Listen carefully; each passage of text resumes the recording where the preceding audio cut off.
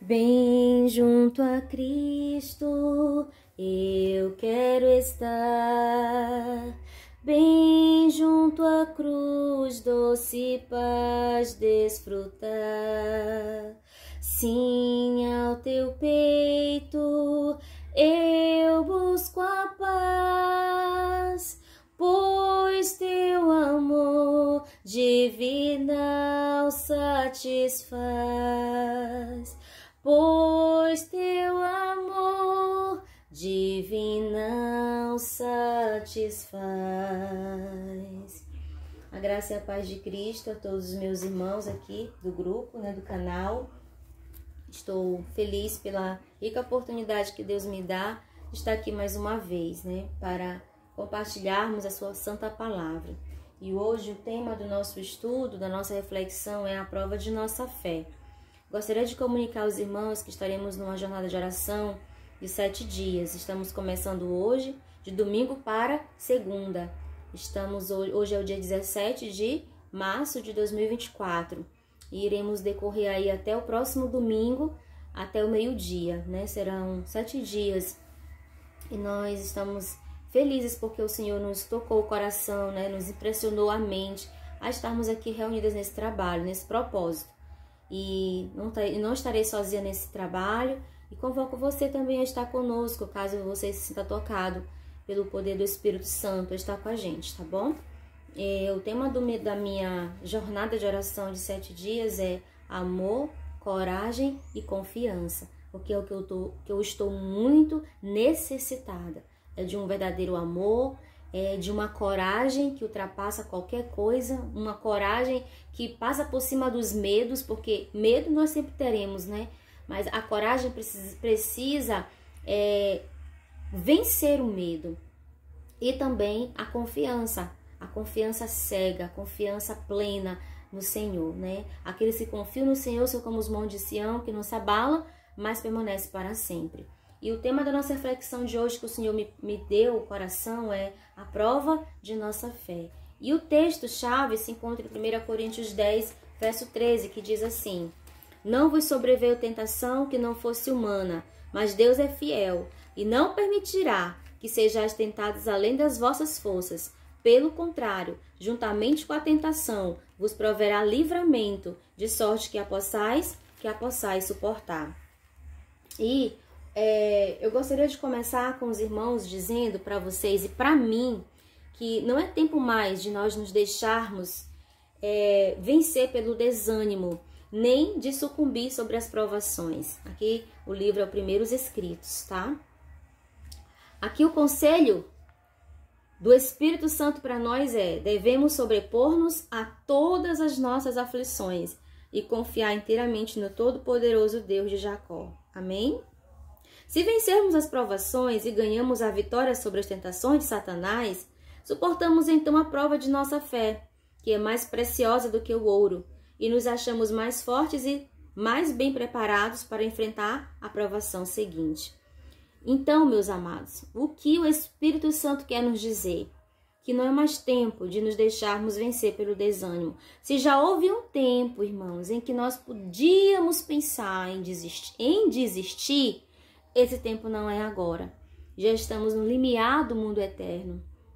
E nós precisamos vencer as provações. Ganhando as provações, vencendo as tentações, nós nos tornamos mais fortes para vencer as próximas que virão, tá? Devemos estar revestidos de toda a armadura de Deus e prontos cada momento, para suster conflito com os poderes das trevas. Qual é o conselho do Espírito Santo para nós nesse momento? Nos revestir da armadura de Deus. Esse texto aqui é um texto que a igreja conhece, Os irmãos devem conhecer muito bem. Efésios 6, versos 11 e 12. Revestir-vos de toda a armadura de Deus, para poderes ficar firmes contra esse lado do diabo. Por quê? Porque a nossa luta não é contra o sangue e a carne, e sim contra os principados e potestades, contra os dominadores deste mundo tenebroso, contra as forças espirituais do mal nas regiões celestes. Se a nossa luta é espiritual, nós precisamos usar o quê? Armas espirituais. E eu convido você a abrir comigo em 2 Coríntios, capítulo 4, capítulo 10, versículos 4. 2 Coríntios 10, verso 4. Porque as armas da nossa milícia não são carnais, e sim poderosas em Deus para destruir fortalezas, anulando nós sofismas e toda altivez que se levante contra o conhecimento de Deus, levando cativo todo o pensamento à obediência de Cristo. Então, as nossas armas, elas também não são carnais, e sim poderosas em Deus para destruir fortalezas. Por quê? Porque a nossa luta não é contra carne e sangue, meus irmãos. Se a nossa luta não é contra carne e sangue, as nossas armas, elas também precisam ser espirituais, né? Quando nos assaltarem tentações e provações, vamos a Deus e com verdadeira agonia de alma oremos a Ele.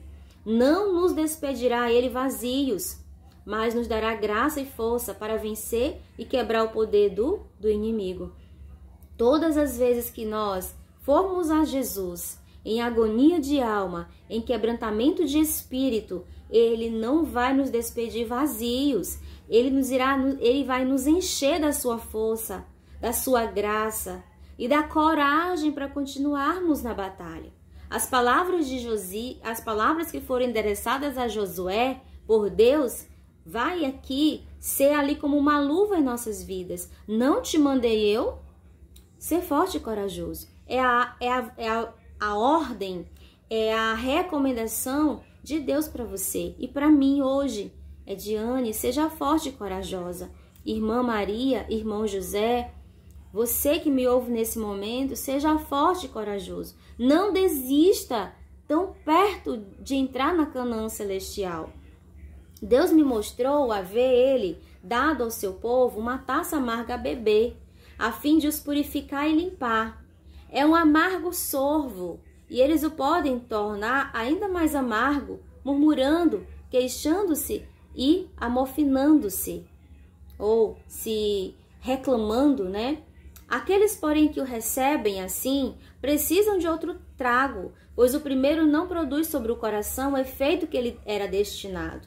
E se o segundo não efetuou o trabalho, precisarão de quê? De outro, e outro, até que haja produzido o devido efeito, ou serão eles deixados sujos e impuros de coração. Vocês estão entendendo isso aqui, meus irmãos? Na vida espiritual, nós precisamos passar por provas. As provas são obreiras de Deus para nos fortalecer. São obreiras de Deus para tirar toda a imundícia, para purificar e para limpar. E nós podemos, de maneira metafórica, dizer que é um cálice com um vinho. Mas esse vinho ele é amargo, essa bebida é amarga. Porque é uma provação. A provação, meus amados, é algo que efetua em nós uma purificação. Mas o processo é doloroso, não é verdade? E esse cálice pode se tornar mais amargo ainda se a minha postura diante dessa provação for de murmuração, de queixa e de reclamação. Então, o Senhor deseja que nós tenhamos uma postura de fé, de coragem.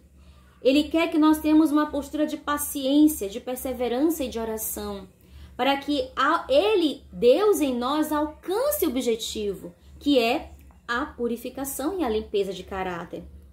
Se todavia, ao passarmos pela prova, nós nos queixamos e murmuramos e reclamamos, o Senhor vai nos testar de novo, vai nos provar de novo.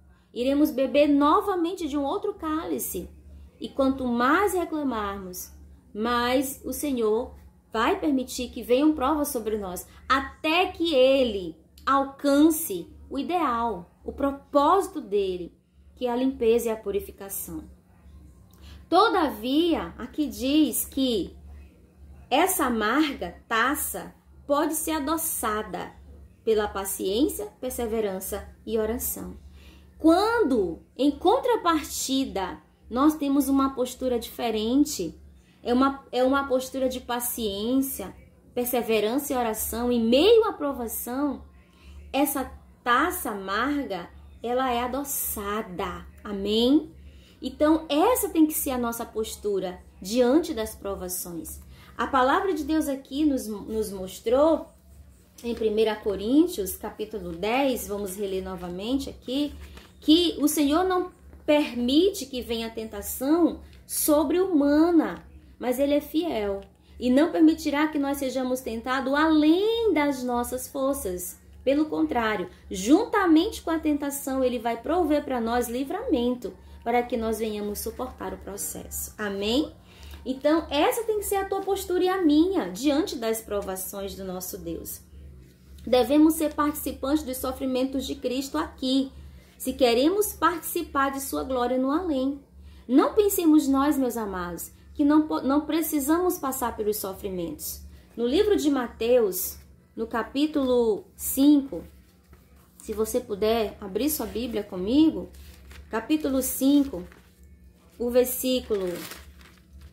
versículo 11, diz assim: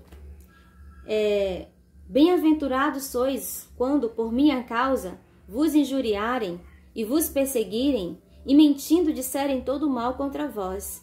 Regozijai-vos e exultai, porque é grande o vosso galardão nos céus, pois assim perseguiram aos profetas que viveram antes de vós. Então, nós temos parte nos sofrimentos de Cristo, queridos. Bem-aventurados seremos se por causa do Senhor Jesus nós passarmos por perseguições. E essas perseguições, elas podem ser de fora e de dentro. Podem ser pelos de fora, podem ser perseguições externas e internas. Contudo, nós precisamos entender que é necessário passar pelas perseguições, pelas provações, para que haja um amadurecimento, para que sejamos bem-aventurados. E Ele nos convida aqui, o Senhor Jesus, a nos regozijar, porque será grande o nosso galardão nos céus. Se diante da provação nós sejamos aprovados, será maravilhoso. Diante da provação, o Senhor deseja que nós sejamos aprovados, né? E aqui diz assim, meus amados, aqui passando a página, olha isso aqui, uma orientação muito maravilhosa. Vivamos inteiramente para o Senhor, e por uma vida bem ordenada, e por uma conversa piedosa. Mostremos que estivemos com Jesus, e somos seus seguidores mansos e humildes. O Senhor deseja aqui para nós termos um bom testemunho, sermos representantes seus, mostrar para o mundo que nós estamos tendo intimidade e relacionamento com Ele e uma vida de submissão a Ele, que nós não estamos aqui com o coração dividido, queridos. O Senhor não se agrada de um coração dividido. Devemos trabalhar enquanto é dia, pois a noite vem quando ninguém pode trabalhar. Pois quando vier a escura noite da perturbação e angústia, será demasiado tarde para trabalhar para Deus. Jesus está em seu santo templo e agora Ele aceita nossos sacrifícios, orações e confissões de faltas e pecados. E Ele perdoará todas as transgressões de Israel, que somos nós, o Israel de hoje, o Israel espiritual somos nós. E Ele aqui vai perdoar os nossos pecados, enquanto a porta da graça está aberta. Quando Jesus sair do santuário, os que são santos e justos serão santos e justos ainda, pois todos os seus pecados estarão apagados. Isso está em Apocalipse 22, verso 11. Se você puder abrir comigo em Apocalipse 22, verso 11, lá diz exatamente isso, meus irmãos. Olha o que diz: continue o injusto, fazendo injustiça. Continue o imundo, ainda sendo imundo. O justo continue na prática da justiça e o santo continue a santificar-se. Essa palavra aqui ela é profética e ela se dará no momento que terminar a graça.